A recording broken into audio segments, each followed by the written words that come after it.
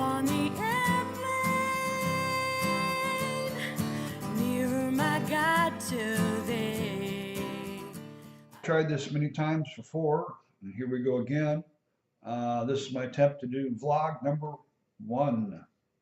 I had a prepared speech that I worked out 2 weeks ago, and I never got to the point where I could record it.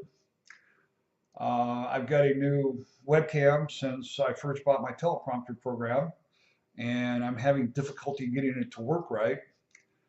So I hope you'll bear with me as I start it up because it goes faster than I can. So here we go. Okay, we're opening it up and okay, we already clicked the red button. Okay. 4, 3, 2, 1. I guess I'm looking for a way to better focus myself. How do I say this without sounding completely insane? Sometimes when really focused, my spirit gets attuned with other spirits. And this ends up in a learning phase where I learn something new. During one of these phases, I had one of my weirdest visions or dreams, and I was part of the Christian prayer routing group.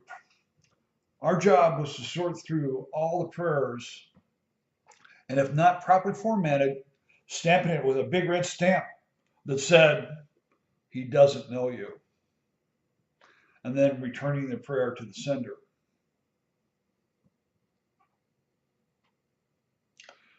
Of course, it didn't end there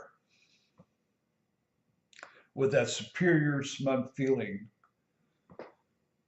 The vision then took me back along with the returned, rejected prayer to the original sender. In this particular case, it was a very devout black preacher. He'd spent his entire life dedicated to following Jesus and serving God.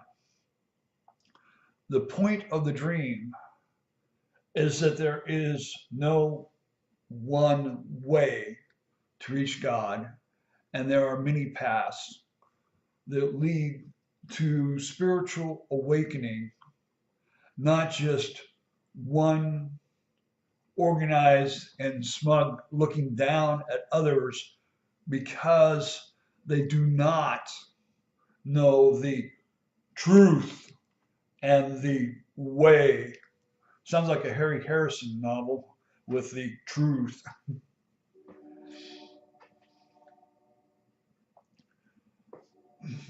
I'm back to somewhat the same course that I went through over 20 years ago when my estranged wife died before we could straighten things out.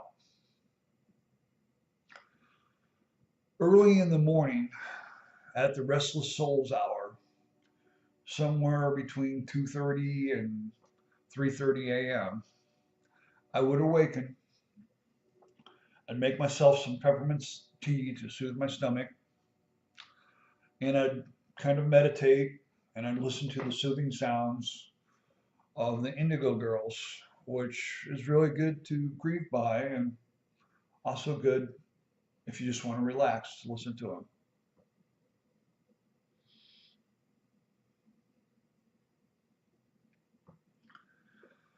It was during this time I had that dream. So here I am, there are many decades later, and the same restlessness feeds me. Only my song, has changed from the original one, which was Billy Joel's River of Dreams, to now is Disturbed's version of The Sound of Silence. like the song, what's inside of me no longer wants to, with a Oliver Twist type deal, say, please, sir, let me out. Instead, in what seems a barely controlled rage, it shouts, let me out. I've spent so much time hiding from religion and from God because of the confusion and the difference between the wisdom of our fathers and the path that I was being led. Gotta wait for the teleprompter to catch up. The greatest builder of the wall between myself and God has always been myself because of feelings of shame and feelings of inadequacy. Many times, from his help and such, I've broken through the wall. But brick by brick, I always rebuilt that wall, separating myself from God. Waiting for it to catch up. Here we go. So here I am at 59. I'm on disability because even on medication, under stress, I fall apart. After some really bad years, I've realized that I need my manic episodes. They lift my mood up, and then slowly as I decline back down and drop into the depressed cycle, then the cycle will raise me back up again to my norm. And for me, this is part of my sanity and my normal moods. Now I don't have to worry about my cycles affecting my employer, my coworkers, or my customers as I tried to battle the demons within me. There exist medications that will stop and arrest the cycle, but they kill the something I'm beginning to respect, me. The arrested upward cycle stopped me going too high, but at the same time led to the deepest down cycle I'd ever gone through. No matter how much added antidepressants, how much counseling, I kept spiraling downward further and further. My favorite joke at the time was I needed a ladder to climb up to reach my shoelaces to tie them in the morning.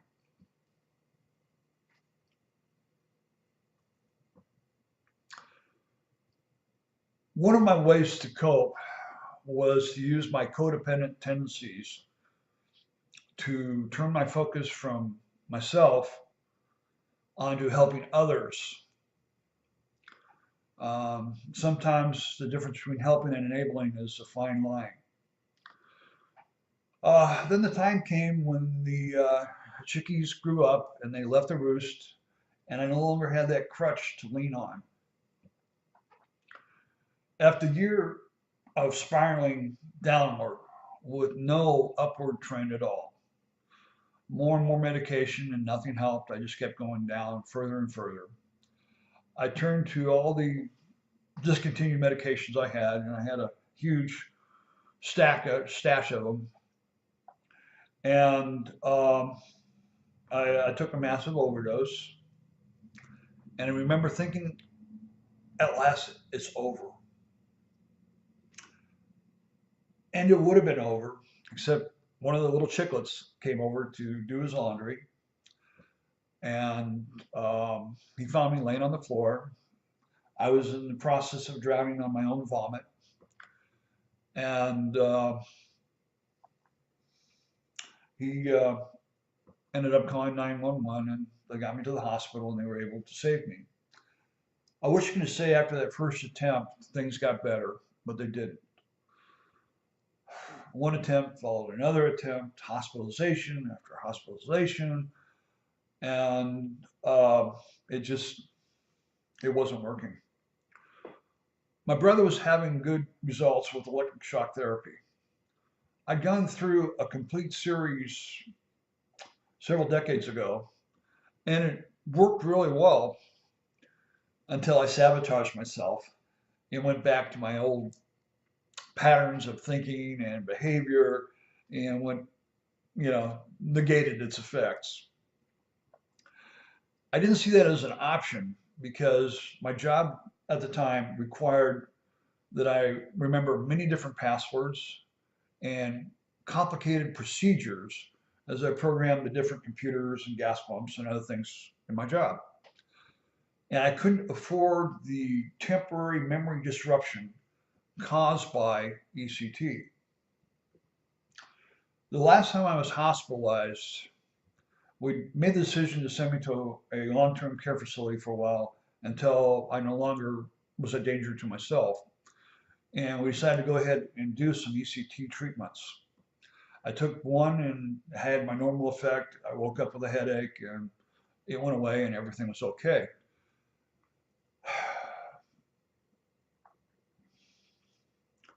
The One of the things they'd done before I took the ECT treatments is they offered me the video about the hazards and the effects of ECT. And I said, I don't need to see that. I've already gone through this before. So I had my last ECT treatment before I was to be discharged. And something went wrong. Whether I was overshocked or I had some kind of reaction to the sedation medication, I don't know. But during a weird dreamlike time, the only thing that I can remember was wetting myself because I didn't know how to get up out of the bed and I didn't know where to go to the bathroom. And this constant glaring yellow light that was above my head that was very, very annoying. It was almost 2 weeks after I'd left the hospital that I woke up and became myself again. It seems where I'd failed to kill myself, the last treatment had almost done the job for me.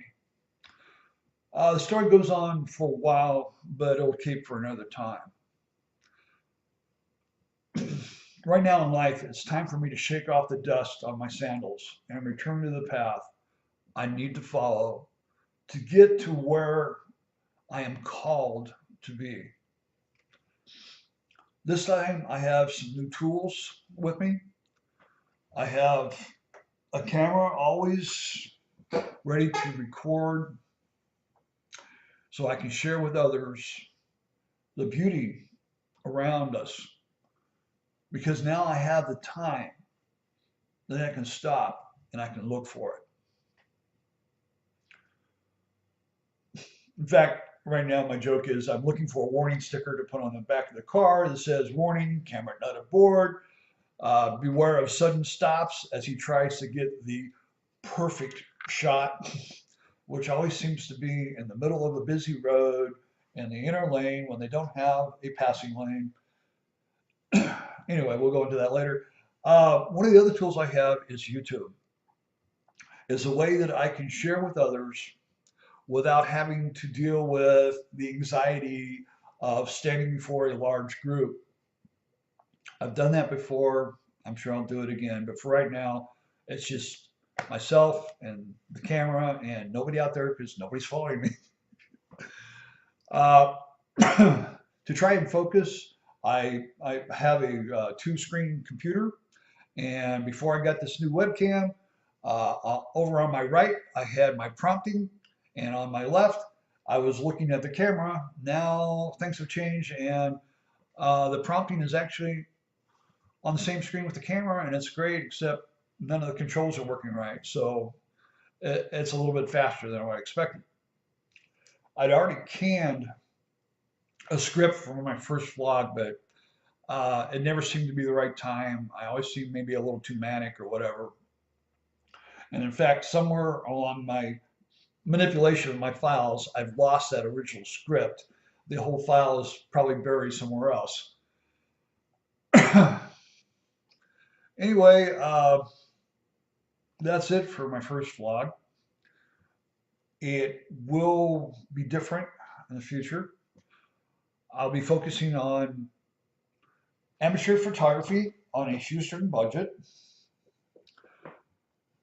I'll be talking a little bit about my efforts to write and how I only had confidence to write when I was manic, which means my first story has been in the process of being written for over 30 years now, and I'm still not done.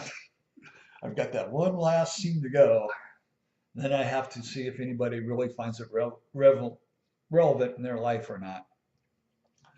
Uh, we will be talking about science fiction. I have shelf after shelf of my friends' science fiction books that I used for years to escape into another reality, or as we in fandom would say, God created reality for those that could not handle science fiction. Um, it's interesting. I went from one interest to another interest to another interest. I know I'm drifting, but I'll wrap this up pretty quick. Originally, I wanted to vlog.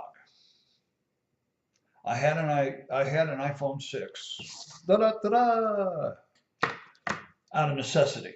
I had to have a phone, and my little fingers didn't work very well on an iPhone 4. And when the opportunity came and I had to do an upgrade, I went ahead and went to the iPhone 6.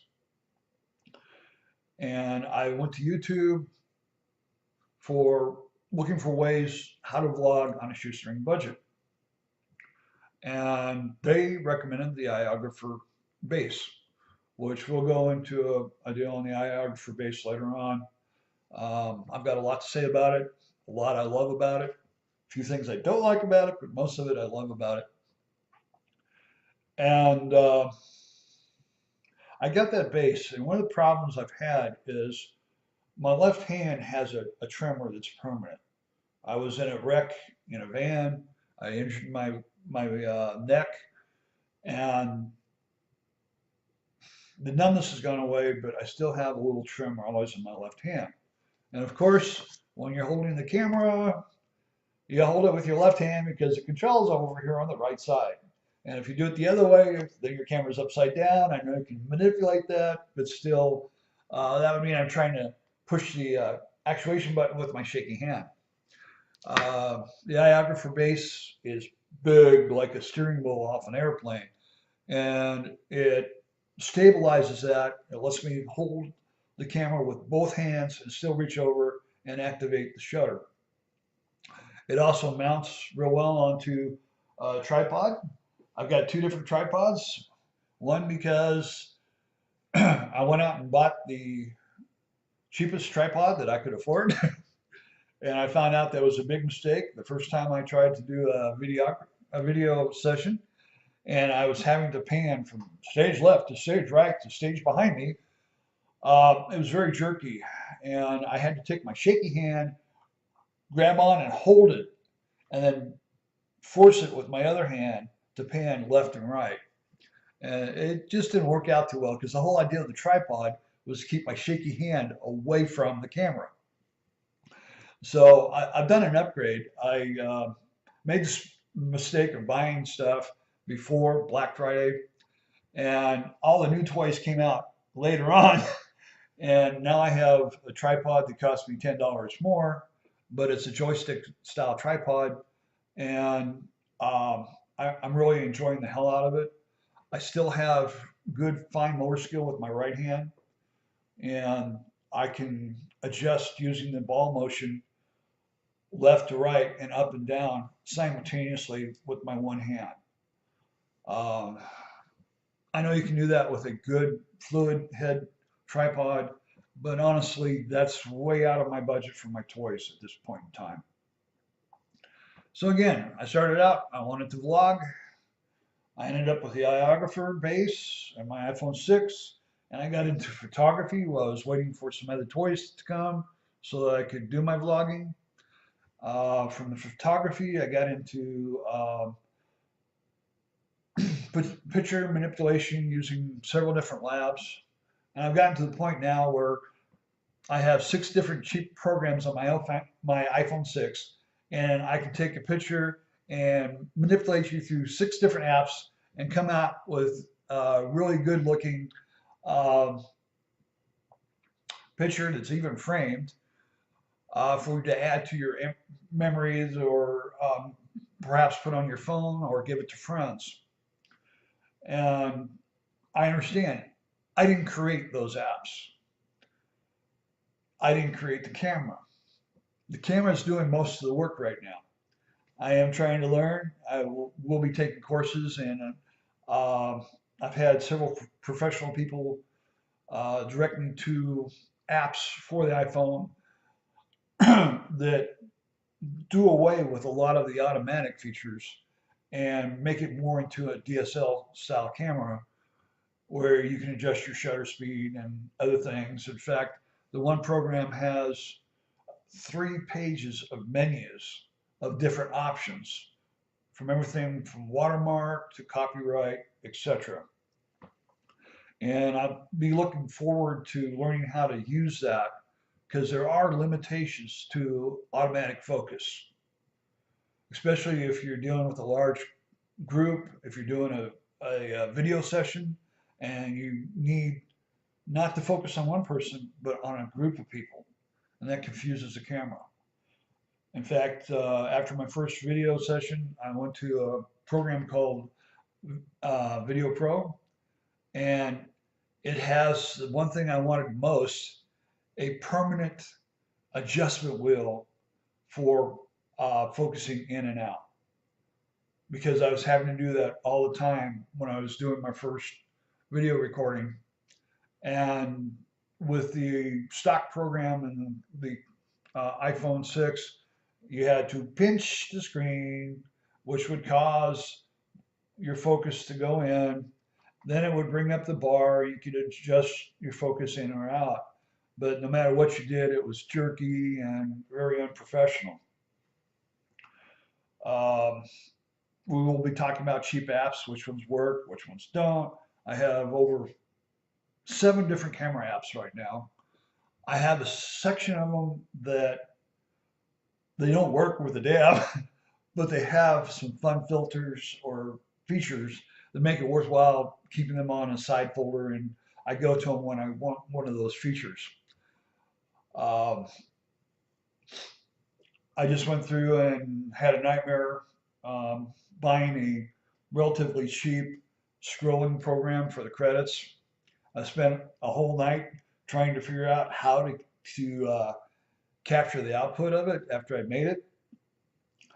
And I finally found the right clue and found out that after you create it, the only way you can save it on an iPhone 6, unless you buy the $9 upgrade, is you have to paste it into a text message. And once you paste it into a text message, you can then save your document as a video on your iPhone, and then you can output that to make your overall movie. I went looking for free software for my computer. As you know, if you have a home computer, that what other apps you can buy because of the mass market out there for apps. You can buy them for maybe the most $10 or $15. For the computer, you're looking more at the cheapest, maybe $99, and the better ones, 4, 5, and up. I should say hundreds of dollars, not single dollars. And there was some editing I needed to do that I just couldn't do on the phone. I needed to get away from using my fat fingers on the little screen to where I could use my mouse control for finer control. And I wanted something on my computer. So I went through and tried 4 different free video editor programs. And all 4 of them, whenever I tried to edit a video, immediately crashed. So I deleted them. One of them, when I deleted it, messed up some other programs, so I had to reinstall them. And I went looking again, this time really looking for one of the professional magazine's opinion on what was a good software. And I ran across an old friend, NCH Software. I've been using their video capture for 5 to 6 years. I was using the free version until this last year. For some reason, after 5 or 6 years, they decided I needed to pay for it. And they just happened to have a sale going on. So I finally purchased it and I upgraded it for $4 more to the professional version, which has some other features that I like to use. It turned out they have a complete suite that's just part of for doing video editing. And they even have a burner program, which is kind of hard to find on Windows 10. And they have some other associated programs that are part of this free package. And they'll stay free until hopefully someday I reach the level that I can do some professional work. And then I'll need to buy the license that will also open even more features that I don't have now. And what's really great about the NCH software is they have videos teaching you how to use all the different effects. And it's tremendous. It's one of the best tools that I found out there. It works better than my apps on my phone. It lets me bring music in that I want to bring in, edit the music down much better than what my phone's allowing me to do. I do have apps on the phone that do that, but again, it's fat finger trying to manipulate on the screen, and getting those really fine adjustments is really difficult. Now that I've totally gone way off subject, it's kind of time to wrap this up. But as it's shown, one thing leads to another thing that leads to another thing, and then it brings you back to where you started. So since vlogging was where I wanted to start, vlogging will be an important part of my life, but just a small portion compared to all the exciting things that have opened up. It's making me get off my ass, get out of the chair, and go out and meet with people that have resources that I need. Invite people to come in as I'm working on some fashion and art type photography. So on and on and on it goes. I guess it's always said you need a hobby. Before, my hobby was taking other people's content and storing it forever. Why, I don't know, but I had to have it and I had to sort it, and blah, blah, blah. Now most of that's all gone. I have to sort through my own content and decide what I should keep and what I should throw away. And it really felt great. The first time I made my first Mimi, where not only was it my own words, but it was on my own picture that I had taken myself. And I was really proud of that first one. And that's it, folks. I went way over time. The script stopped about 15 minutes ago, or at least it seems like that. We'll see you in the next vlog. And instead of reaching up to the camera like so many of the vloggers do, I'll sneak over here, I'll grab my little mouse, and I'll say bye.